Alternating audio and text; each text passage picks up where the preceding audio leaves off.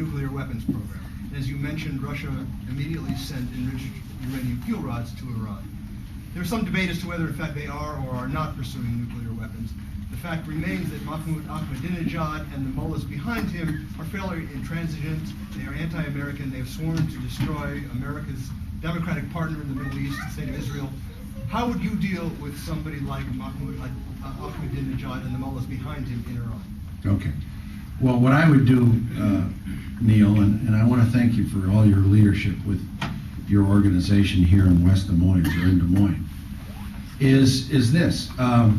First, I would make it a priority of mine, if I'm president, to deal with the Middle East peace situation.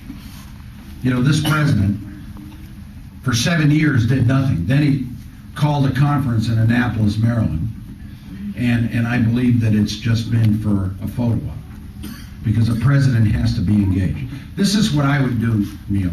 You know, and you guys know my history. Barbara mentioned Iraq, Iran, North Korea, Syria, Cuba, countries that we've had bad relationships with. In other words, bad people. President Clinton used to say, bad people like Richardson, we'll send him to talk to him. He said that once. But I'm a believer in a dialogue. I believe in negotiation and diplomacy. I would talk to Iran. I would. No preconditions. I wouldn't talk to Ahmadinejad. I would talk to moderate Islamic clerics. I would talk to a population in Iran that is democratic. 40% of the vote against Ahmadinejad were from democratic forces. The president before him just denounced him for being an autocrat. So I believe that we can have a discussion with Iraq, but it's going to be with Iran, but it's going to be tough. And we want Iran to do two things. One, we don't want them, as Neil said, to develop nuclear weapons. Secondly, we want them to stop giving terrorist assistance to forces that are not on our side in Iraq. But there, I believe you're going to have a carrot and stick policy. And I think there's a compromise with Iran. I do. They don't build nuclear weapons, but they get civilian nuclear power that is overseen by another country. And there is an effort by the International Nuclear Agency to make sure that it is not enriched uranium that goes to nuclear weapons, but civilian nuclear power. You know, I just believe you cannot resolve the issue of the Middle East without bringing countries like Syria in. And I believe very strongly in the relationship with Israel. I do. And I think a fundamental tenet of our Middle East policy has to be, one, Israel obviously has to maintain its right to exist. Israel should not be attacked, but in exchange, a Palestinian state. But then you deal with those issues like guaranteed looking at the 67 borders and others in a way that restores and enhances our security interests in the region, protects Israel, but also sends a message that America is interested in stability in the region. Yeah.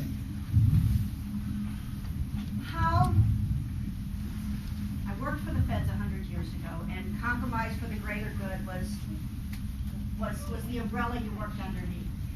How can we as voters know the campaign promises, you're going to do this and you're going to do that and you're going to do this and you're going to do that? How realistic is that given the compromise for the greater good? Once you get into office, how realistic are these promises going to be given that we have to work with Russia or we have to work with other countries?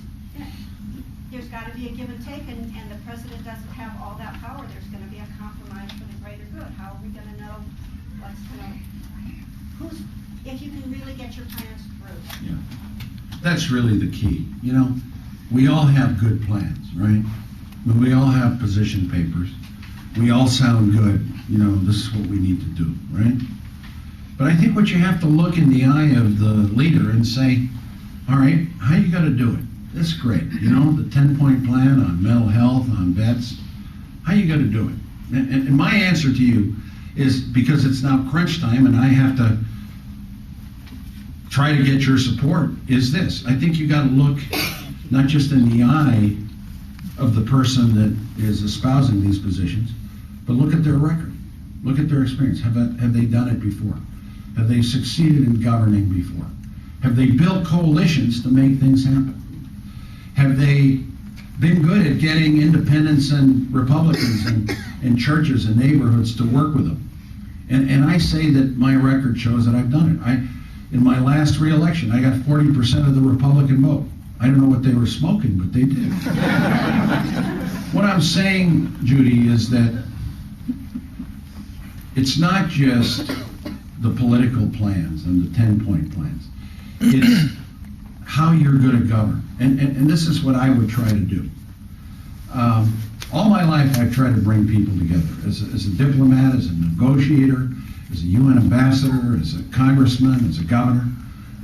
We increased education in my state by $1 billion because I went to the business community. They're mainly Republicans. And I said, look, you want a better educated workforce, you got to help me get this passed. We got it passed by 1%. It was a bipartisan coalition. If I'm president, if I'm the nominee, I will tell you who my cabinet is going to be before the election so that you know the kind of team that I will have. If I'm president, I'll have independents and Republicans in my cabinet. I will. I won't overdo the Republicans, but I will. I have 4 in my state government that are Republican. John, I think, are you a Republican? No. But I have 4. I asked because one cabinet said I was convinced he was a Democrat, he was a Republican. I said, you should have told me before I hired him. No, I didn't, because he was good. You hire the best people. You know what else I'll do?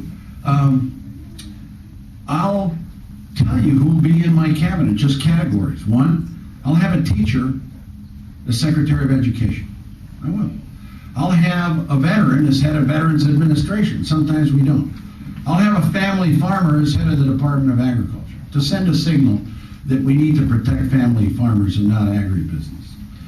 I'll have also a Secretary of Labor, a union member, because I think joining unions is good. Now, I offered Secretary of State to Joe Biden, but he turned me down. In the middle of a debate, he said, you be my Secretary of State. That's good. That's my point. Look at my record. Look at what we've done. I think more than anything, Judy, we need somebody that knows foreign policy as president. We're stuck with somebody that's a novice. And I recall reading, I don't think George Bush said this, but there was an associate of his when he took office as president 8 years ago, or 7 years ago. They asked one of his associates, who I think later got a foreign policy ambassador, they said, well, how many times have you been to Europe? Because they were asking him. And he said, once, and that's enough. That's not the image you want to send as an internationalist. By the way, I just heard that here in Iowa, you're the state with the most number per capita of passports. Really? I heard that. Now, shows you're internationalist and you like to travel. But a senator told me this. What's his name? Where's my staff? Where are you? You all disappeared. What's the name of that senator? No, the state senator. He told me that statistic, because the press will check it out. Where's my staff? Look at them. They disappeared. What's the name of that senator?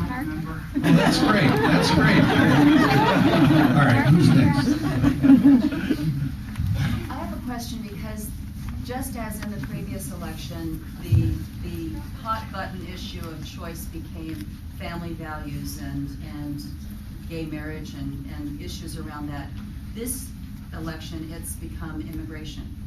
And it's become a very emotionally laden issue for a lot of people. But the reality of it is that the archaic and draconian immigration laws that we currently have in this country are going to have, and are starting to have already, a tremendous economic impact on the country. Both at the high skilled level, with H-1B visas for doctors and scientists, which we have a shortage of already, and also with people coming into the country to fill the positions that American-born residents have no intention of taking, that are gateway opportunities for people moving into this country. We really are already looking at a shortage of workers within the next 5 to 10 years.